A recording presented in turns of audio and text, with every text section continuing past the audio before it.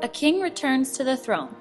As a son of Charles I, Charles II had faced danger throughout the English Civil War and Cromwell's rule. He risked death on the battlefield as he joined the Royalist forces in their fight and in their defeat. He saw his father imprisoned and put to death.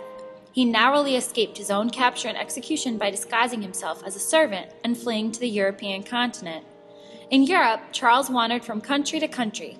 While some European rulers received him as royalty, others threatened him with arrest as a fugitive. In his own country, the Puritans kept a close watch on Charles. Since he was the direct heir to the English throne, Charles posed a threat to their political power. By the time Parliament had restored the monarchy, Charles had learned a good deal about pleasing people he needed for support and safety. Charles willingly accepted a change from the absolute power of his ancestors. The Merry Monarch. When Charles II returned to London on May 29, 1660, the English people celebrated wildly. They felt released from a violent, unstable period followed by harsh Puritan rule. A court member described the happiness of the English people as they rejoiced in a lavish parade marking the king's return. A triumph of 20,000 horse and foot soldiers, brandishing their swords and shouting with inexpressible joy, the ways strewed with flowers, the bells ringing, the streets hung with tapestry, fountains running with wine. I stood and beheld it, and blessed God. This period, in which the House of Stuart was returned to the throne, is called the Restoration. In contrast to the severe and religious rule of Cromwell, Charles II was known as the Merry Monarch. He loved parties, games, and witty conversation. He supported the arts, science, and entertainment. People once again danced and enjoyed sports and theater. Charles married a Portuguese princess, and though they had no children, he fathered illegitimate children by his mistresses. Dealing with religious questions. Outwardly, Charles was a member of the Church of England. Secretly, however, he favored Catholicism. Although hoping for religious toleration, the king recognized that the settlement of England's religious divisions rested on Parliament.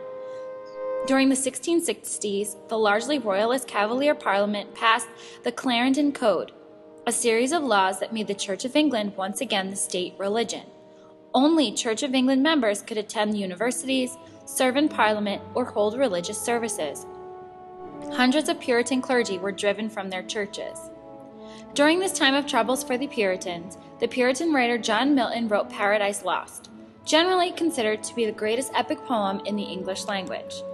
Paradise Lost retells the biblical story of creation, the devil's revolt against God, and the fall of Adam and Eve, limiting royal power. In addition to its anti-Puritan policies, Parliament kept limits on royal power. All laws that Charles I had accepted, such as the Petition of Right, were still in effect.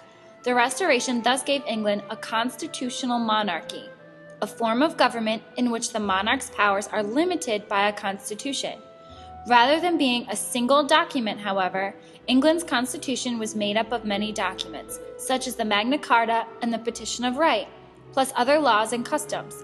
Although Charles II disagreed with some of the reforms, he never fought Parliament forcefully. Charles was determined to avoid his father's fate. The French ambassador to England was astonished at the mood of the country. In France, the king had absolute power. The ambassador commented on the changes in England in a letter to French King Louis XIV. This government has a monarchical appearance, but there is a king. But at bottom, it is far from being a monarchy. The members of Parliament are allowed to speak their mind freely. While the English celebrated the end of Puritan rule, two disasters struck. In 1665, the plague returned to London, killing about 100,000 people. Later, a raging fire destroyed much of London. Some people falsely blamed Catholics for setting the fire as part of a plan to gain control of the country. Establishing political parties. Opposition to Catholicism helped to spark the growth of England's first political parties. The parties grew out of a debate over who would succeed Charles as the King of England. Because Charles had no legitimate children, James II, Charles's brother, was next in line to be king. James, who was a practicing Catholic, ignited the fears of a revival of Catholic power in England. In 1679, Parliament tried to pass the Exclusion Bill, which would have kept James from becoming king. Those members of Parliament who wanted to exclude James from the throne were known as the Whigs. Those who defended the hereditary monarchy were referred to as the Tories. In a compromise, the Tories agreed to defeat the Exclusion Bill by accepting another bill supported by the Whigs. The Whig proposed bill established the principle of habeas corpus as law. According to habeas corpus, a person could not be held in prison without just cause or without a trial. It was another step that increased individual rights and reduced those of the crown. A bloodless revolt. When Charles II died in 1685, James II became king, effectively ending the peaceful relations between Parliament and the crown. James wanted absolute power and claimed the right to suspend the law. Ignoring Parliament's religious laws, James appointed Catholics to government and university positions. He also allowed free worship by all Christians. The Glorious Revolution. These actions alarmed many of the members of Parliament, but they tried to be patient. They were waiting for James to die and pass the throne to his Protestant daughter Mary, who was married to William of Orange, the ruler of the Netherlands. In 1688, however, a royal birth prompted Parliament to take action. James's second wife bore a son, who would be raised a Catholic. He would inherit the throne rather than Mary. Whig and Tory leaders united against James and invited William to invade England and take over the crown. James fled to France when he realized he had little support in England. William III and Mary II gained the English throne without battles or bloodshed. This peaceful transfer of power was so welcome and so different from previous struggles that the English called it the Glorious Revolution. New limits on royal power. At previous coronations, English kings and queens had sworn to observe the laws and customs established by their royal ancestors. In 1689, however, William and Mary swore an oath that they would govern the people of England according to the statutes in Parliament agreed upon, and the laws and customs of the same. In that same year, Parliament further strengthened its power by passing the Bill of Rights. According to the Bill of Rights, the king could not raise taxes or maintain an army without the consent of Parliament and could not suspend laws. Further, it declared that Parliament should be held often and that there should be freedom of debate in sessions of Parliament. The Bill of Rights also guaranteed certain individual rights.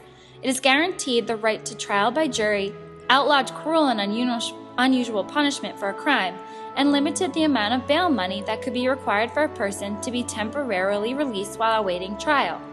Citizens were given the right to appeal to the monarch and to speak freely in Parliament.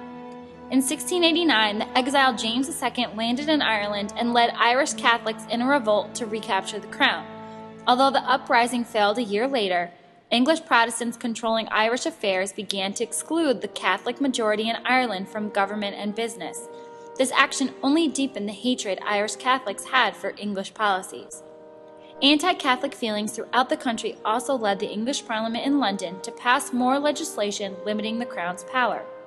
In the Act of Settlement in 1701, Parliament excluded any Catholic from inheriting the English throne. Parliament and the Crown. The Bill of Rights and the Act of Settlement made it clear that Parliament had won the long battle with the Crown. England was still a monarchy, but a king or queen could not rule without Parliament's consent. England was not yet a true democracy, however. Although members of the House of Commons were elected, only male property owners, 250,000 people out of 6 million, or 4% of the population, had the right to vote. Members of the House of Commons were not paid, so only the wealthy could afford to run for office. Parliament was controlled by people of property, nobles, gentry, wealthy merchants, and clergy. Succession and union. The power of Parliament further increased when Mary's sister Anne succeeded William in 1702. At the same time, Parliament had to establish a new order of succession to the throne. Since Anne had no living children to succeed her, she would be succeeded by the children of Sophia, a Protestant granddaughter of James I. Sophia was married to the German elector or ruler of Hanover. In short, the English throne would pass to the heirs or heiresses from the German House of Hanover. Yet there still remained a danger that the Scots might prefer a Stuart monarch to a member of the House of Hanover. Parliament also feared that the Scots would form an alliance with France against England. After negotiations with the Scots, who were militarily and economically weak, the two governments signed the Act of Union in 1707. It united the two countries into a new nation called Great Britain. Both the English and the Scots would now be British. Although the Scots gave up their own parliament, they were given representation in the English Parliament. Scotland also retained its own Calvinist religion and its own laws, courts, and educational system as well.